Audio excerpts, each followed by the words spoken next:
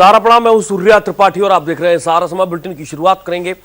आप खास कार्यक्रम हमारा दंगल देख रहे हैं। विधानसभा चुनाव नजदीक है और ऐसे में सभी राजनीतिक पार्टियों ने अपनी कमर कस ली है। आपको बता दें कि बहरहाल जीत का सेहरा किसके सिर बंधेगा इस समय बताएगा, लेकिन राजनीतिक पार्टियों को लेकर जनता के दिल में आखिरकार क्या है ये आप तक हम पहुंचाएंगे हमारे सहारा समय रिपोर्टर की एक खास पेशकश। देखिए दंगल 2022।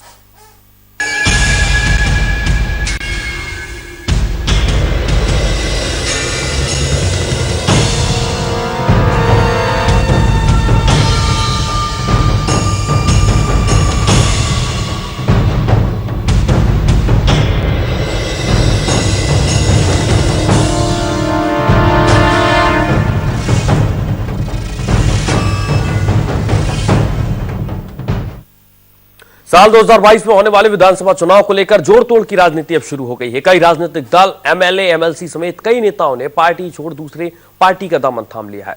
जोड़ तोड़ की राजनीति की वजह से हलचल भी बढ़ गई है और पिछले कुछ महीने में राजनीति में क्या फेरबदल हुआ, आइए जानते हैं हमारे संवाददाता संजीव सिंह की रिपोर्ट से।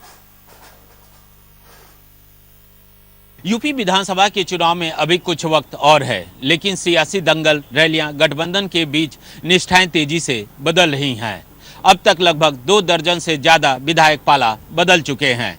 आप भी देखिए यूपी के सियासी दंगल का हाल। 9 जून को कांग्रेस के दिग्गज नेता व पूर्व केंद्रीय मंत्री जितिन प्रसाद भाजपा में अपने समर्थकों के साथ शामिल हो गए। 4 अगस्त को बसपा नेता जितेंद्र सिंह बबलू भाजपा में शामिल हुए, लेकिन प्रयागराज से सांसद रीता बहुगुणा जोशी के विरोध पर कुछ ही दिनों में भाजपा से बाहर कर दिए गए। 8 सितंबर को भारतीय जनता पार्टी के यूपी के चुनाव प्रभारी की कमान केंद्रीय मंत्री धर्मेंद्र प्रधान को दी गई, साथ ही 7 सह प्रभारी भी तैनात किए गए। 19 सितंबर को कांग्रेस महासचिव प्रियंका गांधी वाड्रा ने 40% टिकट महिलाओं को देने का ऐलान किया। 20 अक्टूबर को सुहेल देव भारतीय समाज पार्टी के राष्ट्रीय अध्यक्ष ओम प्रकाश राजभर व समाजवादी पार्टी के प्रमुख अखिलेश यादव के बीच गठबंधन हुआ। 30 अक्टूबर को बीएसपी के 6 विधायकों हरगोविंद भार्गव, सुषमा पटेल, असलम अली, असलम रायनी, हाकिम लाल बिन, हाजी मुस्ताफ सिद्दीकी एवं भारतीय जनता पार्टी के विधायक राकेश राठौर ने सपा का दामन थाम लिया। 1 नवंबर को प्रदेश की राजनीति में नया मोड़ आया और जिन्ना पर सियासत शुरू हो गई। 2 नवंबर को एसपी के एमएलए सुभाष पासी भारतीय जनता पार्टी में शामिल हो गए। 3 नवंबर को कई राज्यों में हुए उपचुनाव में हार के बाद केंद्र एवं राज्य सरकार ने पेट्रोल व डीजल के दाम में 12 रुपया प्रति लीटर की कमी कर दी। 13 नवंबर को केंद्रीय गृह मंत्री अमित शाह ने समाजवादी पार्टी के गढ़ आजमगढ़ में एवं सपा प्रमुख अखिलेश यादव ने गोरखपुर में जनसभा कर प्रदेश भर में हलचल पैदा कर दिया। 15 नवंबर को यूपी की राजनीति में मां अन्नपूर्णा देवी की मूर्ति की एंट्री हुई। करीब 108 साल पहले चोरी हुई मूर्ति को कन्नाडा से वापस लाया गया। मुख्यमंत्री योगी आदित्यनाथ ने मूर्ति को वाराणसी के काशी विश्वनाथ के मंदिर में स्थापित किया। 17 नवंबर को समाजवादी पार्टी के 4 एमएलसी रविशंकर सिंह, सीपी चंद, रमा निरंजन एवं नरेंद्र भाटी ने समर्थकों के साथ भारतीय जनता पार्टी में शामिल हुए। 24 नवंबर को कांग्रेस के एमएलए आदित्य सिंह एवं आजमगढ़ के एमएलए वंदना सिंह बीजेपी में शामिल हुई। 25 नवंबर को बसपा विधानमंडल दल के नेता एवं प्रदेश के सबसे धनी विधायक गुड्डू जमाली ने बीएसपी से नाता तोड़ लिया। 6 दिसंबर को बीएसपी सुप्रीमो ने गोरखपुर में पार्टी के विधायक विनय शंकर तिवारी को पार्टी से बाहर कर दिया। ये था प्रदेश के सियासी दंगल का ब्यौरा। अभी चुनाव में थोड़ा वक्त है, आप दिल थाम कर बैठिए। नामांकन होने तक पता नहीं आपके करीबी नेता का दिल कब अपनी पार्टी से भर जाए और दूसरे राजनीतिक दल का झंडा थाम आपके दरवाजे पर वोट मांगने चले आए। सहारा समय के लिए लखनऊ से कैमरामैन रजनीश कुमार के साथ संजीव सिंह। पश्चिमी यूपी के दिग्गज नेता और गन्ना मंत्री सुरेश राणा का यह कहना है कि आरएलडी और एसपी की गठबंधन से आगामी विधानसभा चुनाव में कोई कसर देखने को नहीं मिलेगी। बीजेपी चौधरी चरण सिंह के आदर्शों का पालन करने वाली पार्टी है। पश्चिम के मतदाताओं में उत्साह है और किसान हित बीजेपी के मूल एजेंडे में शामिल है। आगामी विधानसभा चुनाव को लेकर अलग अलग मुद्दों पर एसोसिएट एडिटर आलोक गुप्ता ने गन्ना मंत्री सुरेश राणा से खास बातचीत की।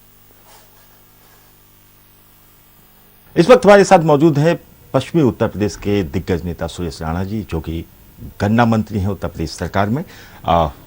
सुरेश राणा साहब, आप पश्चिमी उत्तर प्रदेश से आते हैं, जो माना जाता है कि किसानों के लिए सबसे मजबूत बेल्ट है, तमाम किसान वहां से आते हैं। किसान आंदोलन भी आपने देखा है, कितना इम्पैक्ट विधानसभा चुनाव में इस आंदोलन को देख रहे हैं, वह भी तब जब प्रधानमंत्री ने तीनों बिल वापस ले लिए हैं, उसके बावजूद भी लोकसभा में तमाम सवाल खड़े हो रहे हैं। नहीं, जहाँ तक लोकसभा में सवाल खड़ा होने की बात है तो निश्चित रूप से मैं कहूँगा कि जब भी कोई लोकसभा में बिल आया है किसान के हित का तो उस पर एक बहस होनी चाहिए, लेकिन विपक्ष ने कभी भी जिम्मेदाराना रवैया नहीं अपनाया। जब बहस का समय होता है तब वो विदेशों में घूमते हैं, जब पास हो जाता है, अच्छे बिल आ जाते हैं, उसके बाद सदन की कार्रवाई को रोकने का काम करते हैं। और कुल मिलाकर के देश के हित में आने वाले तमाम विधेयकों में भी अड़चन पैदा करने का काम विपक्ष करता है। और विशेषकर कांग्रेस बहुत गैर जिम्मेदाराना रवैया सदन में, और जो लोग ये बोलते हों सदन में खड़े होकर के कि हम कश्मीर के मुद्दे को यूएनओ में ले जाएंगे। अधीर रंजन ने कहा, जब 370 पर बहस हो रही थी उस समय अधीर रंजन जी का स्टेटमेंट आपने सुना भी होगा, उन्होंने कहा था हम ऑक्युपाई कश्मीर का जो विषय वो यूएनओ में ले जाएंगे। जो भारतीय इतनी, हम लोग सत्ता पक्ष विपक्ष सब लोग बैठ करके देश हित में तमाम दलों की बैठक भी होती है, विभिन्न मुद्दों पर बैठक भी प्रधानमंत्री करते हैं, लेकिन यदि यूएनओ की बात करते हैं और यहाँ रह करके तो निश्चित रूप से उनकी मानसिकता के बारे में मैं कुछ कहना नहीं चाहूँगा। हाँ, इतना जरूर कहूँगा कि आदरणीय प्रधानमंत्री जी, आदरणीय मुख्यमंत्री जी ने किसानों के हित में ऐतिहासिक फैसले किए हैं। जब ये बिल आया था तब आप समर्थन करते थे, जब मोदी जी ने ये बिल वापस ले लिया तब भी आप समर्थन कर रहे हैं। आखिर किसान बहुत असमंजस की स्थिति में है कि पहले वाली बात आपकी ज्यादा सही थी या बाद वाली बात आपकी ज्यादा सही है। अब आपने देखा होगा कि जिस तरह से 2013 में राहुल गांधी जी ने स्वयं कहा था एपीएमसी एक्ट का हम में संशोधन करेंगे, एपीएमसी एक्ट को हम नए तरीके से लाएंगे, वो नहीं ला पाए। आदरणीय मोदी जी में साहस है, वो ले आए, और जैसे ही वो लेकर के आए भोले भाले किसानों के कंधे पर बंदूक रख करके राहुल गांधी जी ने चलाना शुरू कर दिया, सपा ने चलाना शुरू कर दिया, अन्य राजनीतिक दलों ने चलाना शुरू कर दिया। ये क्या है? किसान हमारे एजेंडे में है, किसान के बिना देश अधूरा है, किसान हमारे मूल एजेंडे में है। इसी तरह से जब किसान को एजेंडे में मान करके मोदी जी योगी जी फैसला कर रहे हैं, उत्तर प्रदेश में योगी जी फैसले कर रहे हैं, तो कहीं ना कहीं केवल राजनीति के करने के कारण विरोध करना, केवल राजनीति के लिए विरोध होना, मैं समझता हूँ स्वस्थ परंपरा नहीं है। देश के हित के जो फैसले हैं, प्रदेश के हित के जो फैसले हैं, उनकी सराहना करनी चाहिए। अब निश्चित रूप से मैं उत्तर प्रदेश में गन्ना मंत्री की जिम्मेदारी मेरे पास है। यदि 19 चीनी मिले बसपा ने बंद की, 11 चीनी मिले सपा ने बंद की, 30 चीनी मिले 10 साल में बंद की, यदि योगी जी ने बंद मिलों को चलाया, जर्जर मिलों को बढ़ाया, तो विपक्ष को तारीफ क्यों नहीं करनी चाहिए? करनी चाहिए। यदि वो किसान हितैषी हैं तो उन्होंने 36,000 करोड़ रुपए का ऋण मोचन किया, योगी जी ने उसकी भी तारीफ करनी चाहिए। हमने 50 मेडिकल कॉलेज उत्तर प्रदेश में शुरू कर दिए, इसकी तारीफ करनी चाहिए। लेकिन गन्ना किसानों को आपने बताते हैं कि 1,48,000 करोड़ का भुगतान किया है, बकाया कितना है? उस बकाये की मांग लगातार किसान करते आ रहे हैं। समाज और बकाये की एक्चुअल फिगर भी अखिलेश भी पूछ रहे हैं और तमाम विपक्षी नेता भी पूछ रहे हैं। समाजवादी पार्टी और बहुजन समाजवादी पार्टी दोनों के 10 साल में गन्ना किसानों का जितना भुगतान हुआ उससे ज्यादा 4.5 साल में योगी सरकार ने गन्ना किसानों का भुगतान किया है। नंबर 1, पिछले सत्र का जो सत्र गया है 95% भुगतान हम लोग कर चुके हैं। नहीं, तो फिगर बताते इतने परसेंट किया है, लेकिन बकाया कितना है? 36,000 करोड़ रुपया कुल भुगतान किया है। वर्तमान सत्र में भी पहली बार वर्षों बाद ऐसा हुआ है कि जो करंट सीजन चल रहा है इसमें 120 चीनी मिलें उत्तर प्रदेश में हैं, 93 चीनी मिलें 14 दिन के अंदर भुगतान कर रही हैं। 93 जो नहीं कर रही है उनके खिलाफ हम सख्ती कर रहे हैं, उनके खिलाफ कार्रवाई कर रहे हैं, और उनका भी भुगतान पहले से बहुत बेहतर हुआ है। समाजवादी पार्टी के समय में ही बहुत सारे ग्रुपों ने पैसा डाइवर्ट किया, उन्होंने चिंता नहीं की। 2200 करोड़ रुपया किसानों का ब्याज उन्होंने माफ कर दिया, तब उन्हें किसान याद नहीं आया। आज वो बड़े बड़े किसान की बातें कर रहे हैं, लेकिन किसान सब देख रहा है, आराम से देख रहा है कि जिन लोगों ने हमारे लिए सबसे ज्यादा आत्महत्या किस सरकार में की, यूपीए सरकार ने, किसान ने आत्महत्या की। समाजवादी पार्टी सरकार का कार्यकाल भी देखा, बसपा का कार्यकाल भी देखा। आज वो निडर होकर के, बिल्कुल एकदम निडर होकर के जाता है। पश्चिमी उत्तर प्रदेश से आप आते हैं, आरएलडी का सपा के साथ गठबंधन हुआ है, किसान आंदोलन के मद्देनजर वो इस बात को लेकर योगी और मोदी दोनों की सरकारों को घेर रहे हैं। कितना इम्पैक्ट विधानसभा चुनाव पड़ेगा? नहीं, आरएलडी के गठबंधन की बात कही तो मैं निश्चित रूप से ये जरूर कहना चाहूँगा कि अच्छा होता कि जयंत जी कम से कम अपने मतदाताओं की राय ले लिए होते और जो हजारों निर्दोष किसानों के खिलाफ मुजफ्फरनगर के दंगे में मुकदमे समाजवादी पार्टी सरकार के द्वारा किए गए थे उस पर भी विचार कर लेते। सैकड़ों नौजवानों को सालों सालों झूठे मुकदमे के कारण जेल में रहना पड़ा, उस संवेदना को समझ लेते। और सचिन गौरव की हत्या इस बात के लिए कर दी गई कि उन्होंने बहन के साथ छेड़खानी का विरोध किया था, शायद इस बात में भी सोच लेते तो ज़्यादा बेहतर रहता। इसलिए गठबंधन हो गया है, लेकिन मतदाताओं का गठबंधन नहीं हुआ है। और उन तमाम लोगों की मनसा आज भी राष्ट्र के साथ खड़ी रहती है। किसान की मनसा, वो राष्ट्र को समझने वाली जो ताकतें हैं उनके साथ लगता है। और उन्होंने देखा है कि कौन राष्ट्र से प्यार करता है, कौन चौधरी चरण सिंह जी के आदर्शों का पालन कर रहा है। चौधरी साहब ने कहा है कि नेता और ईमानदारी का रिश्ता बहन और मौसी के जैसा है, यानी कि बिल्कुल ईमानदार और पारदर्शी होना चाहिए नेता को। पारदर्शी कौन है सबको मालूम है, आदरणीय मोदी जी, आदरणीय योगी जी के जो ईमानदारी के किस्से हैं वो केवल उत्तर प्रदेश में नहीं, इस देश के बाहर भी लोग चर्चा कर रहे हैं। तो गौरव है हमारे लिए, चौधरी साहब के आदर्शों का पालन मोदी जी योगी जी कर रहे हैं। इस देश के तमाम किसान नेताओं की भावनाओं का सम्मान मोदी जी योगी जी कर रहे हैं। इसलिए गठबंधन तो हुआ है, लेकिन गठबंधन, अजीत सिंह जी का भी एक नारा बीच में जिक्र कर रहे थे। नहीं, अजीत सिंह जी का नारा खूब वायरल हुआ है और वो सोशल मीडिया पे सब लोगों ने देखा है कि उन्होंने बोला था कि भाई जिस गाड़ी पर लगा सपा का झंडा है समझो उसमें बैठा कोई गुंडा। ये मेरा नहीं है, चौधरी अजीत सिंह ने खुद बोला है, बाकायदा उनका भाषण वायरल हो रहा है। तो जहां अजीत सिंह जी ये विचार रखते थे वहां कुछ सीटें प्राप्त करने के लिए, और मैं कह सकता हूं कि कहीं ना कहीं राजनीतिक गोटियां बिछाने के लिए यदि इस तरह का गठबंधन हो तो तमाम उन भावनाओं के विपरीत है जो भावनाएं किसान हित की हैं, जो भावनाएं राष्ट्र हित की हैं, जो भावनाएं कानून व्यवस्था की। अंतिम सवाल, कितनी सीटें गठबंधन को आपके पश्चिमी उत्तर प्रदेश में मिल रही है और पार्टी की क्या स्थिति रहने वाली है उत्तर प्रदेश में? मुझे तो लगता है, मैं पूरे पश्चिम उत्तर प्रदेश में घूमता हूं और मुझे लगता है कि पहले से ज़्यादा उत्साह, पहले से ज़्यादा सीटें, पहले से ज़्यादा जोश। चूंकि पहले वोट था उम्मीदों के कारण, अब वोट है काम को देख करके। अब लोगों ने गुंडागर्दी को ख़त्म होते देखा है, लोगों ने बहनों को अब स्कूल जाते देख रहे हैं, वहाँ की सड़कें देख रहे हैं, मेरठ का स्पोर्ट्स विश्वविद्यालय देख रहे हैं, सहारनपुर की यूनिवर्सिटी देख रहे हैं, जेवर का एयरपोर्ट देख रहे हैं, बुलंदशहर का मेडिकल कॉलेज देख रहे हैं, बिजनौर का मेडिकल कॉलेज देख रहे हैं, तरह तरह के विकास देख रहे हैं। और सबसे बड़ी बात, पश्चिमी उत्तर प्रदेश की कानून व्यवस्था। वो जो कानून व्यवस्था योगी जी ने दी है, आज हर किसान, नौजवान, शिक्षक, व्यापारी, बहन, सभी लोग योगी जी की कानून व्यवस्था की तारीफ कर रहे हैं। और इसलिए मैं कह सकता हूं कि गठबंधन केवल योगी जी को रोकने के लिए है। और अच्छी बात क्या है कि इस गठबंधन और तमाम गठबंधनों के हेतु को जनता समझ गई है कि गठबंधन केवल योगी जी को कितनी सीट पहले से बहुत ज्यादा और बड़े बहुमत के साथ योगी जी फिर उत्तर प्रदेश के मुख्यमंत्री होने जा रहे हैं।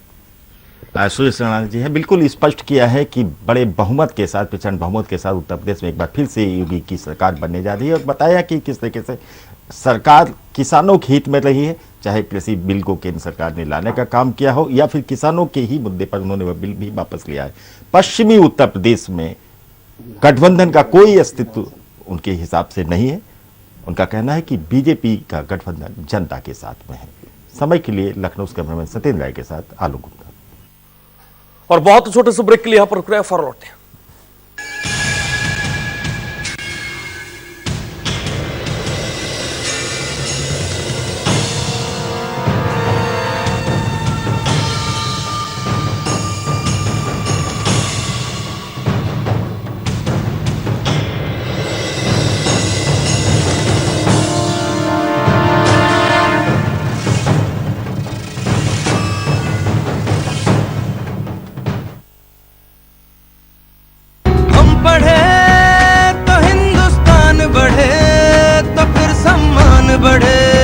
खुली आंखों से एक सपना देखा था कि हिंदुस्तान के कोने कोने में हर बच्चे को बेहतर से बेहतर शिक्षा का जरिया मिले। हिंदुस्तान बढ़े तो फिर सम्मान बढ़े। इस खूबसूरत सपने को हकीकत में लाने के लिए सारा इंडिया परिवार एडेन गुरु के माध्यम से पूरे भारतवर्ष में उत्तम शिक्षा पहुंचाने का संकल्प ले रहा है। एडेन गुरु जल्द आ रहा है सिर्फ सहारा न्यूज नेटवर्क पर। हमसे संपर्क करने के लिए टोल फ्री नंबर पर कॉल करें 1800-891-2868 या लॉग इन करें www.edenguru.com। एडन गुरु भारत का सबसे बड़ा डिजिटल एजुकेशनल यूनिवर्सिटी। हिंदुस्तान बढ़े।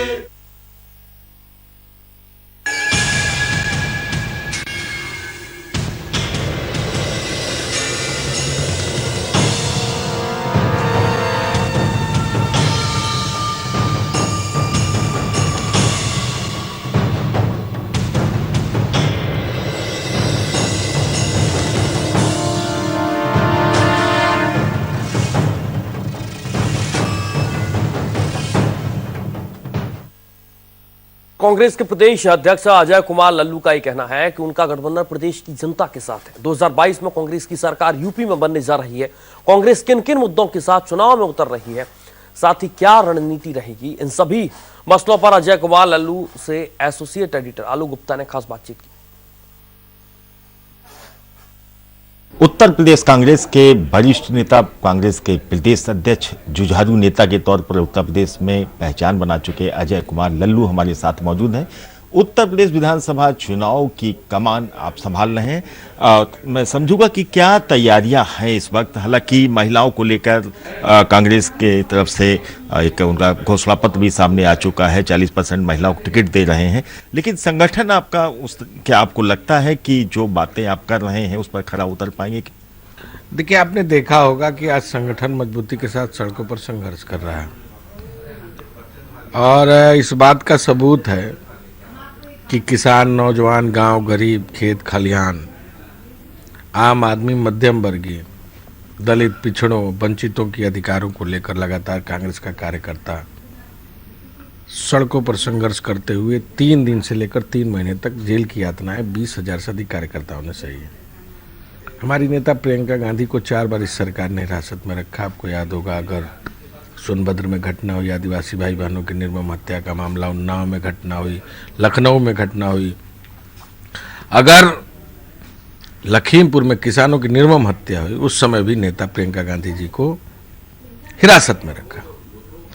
आज कांग्रेस पार्टी का एक एक कार्यकर्ता संगठन की मजबूती के साथ लोगों के संपर्क में, संवाद में भरोसा करते हुए उत्तर प्रदेश में बदलाव की तरफ बढ़ रहा है और 2022 में कांग्रेस सरकार बनाने जा रही है। कैसे सरकार बनाने जा रही है ये जानना चाहेंगे, क्योंकि आपके जो देखा जाए पिछले 30 साल में जो ग्राफ रहा है वो बढ़ने की बजाय घटा ही है। और मौजूदा समय की भी बात करें तो आपके विधायक भी पार्टी के साथ छोड़ के दूसरे राजनीतिक दलों में जा रहे हैं और चले गए हैं। नहीं, कौन जा रहा है? अदिति सिंह तो आज से 3 साल पहले जा चुके हैं। लेकिन आपकी पार्टी महिलाओं को 40% टिकट देने की बात कहती है, लेकिन महिलाएं आपके पास रुक क्यों नहीं रही हैं? मेरे पास महिलाएं हैं और बड़ी संख्या में हैं, उनसे ज्यादा प्रभावशाली हैं, मजबूत हैं और निश्चित तौर से चुनाव भी लड़ने जा रही हैं। और मैं समझता हूं अदिति सिंह जिसका नाम ले रहे हो तो एक पिता की पुत्री हैं, उनका अपना कोई है संघर्षमय इतिहास, देखा है आपने कोई? और जहां तक अगर आप देखेंगे, कांग्रेस ने ही तो विधायक बनाया था। 40% महिलाओं को टिकट देने की बात आपकी पार्टी कह रही है, लेकिन आपकी पार्टी की महिलाएं क्यों दूसरी जगह जा रही हैं? ये तो पहले से जा चुकी हैं, घोषणा तो अभी हुआ है। वो तो लोकसभा चुनाव में भी उन्होंने विरोध किया था और आपको मालूम होना चाहिए कि उनके खिलाफ कांग्रेस पार्टी ने दल विधेयक कानून के अंतर्गत उनके खिलाफ याचिका। ये तो मेरा सवाल भी तो है कि महिलाएं आपके पास आकर्षित नहीं हो रही, छोड़ कर जा रही। अच्छा, टिकट के लिए भी क्या लगता है कि 40% की जो बात सामने कही गई है, उतने आवेदन आए हैं आपके पास? बिल्कुल आए, 3000 से ऊपर आवेदन है केवल महिलाओं के और हर सीट पर है।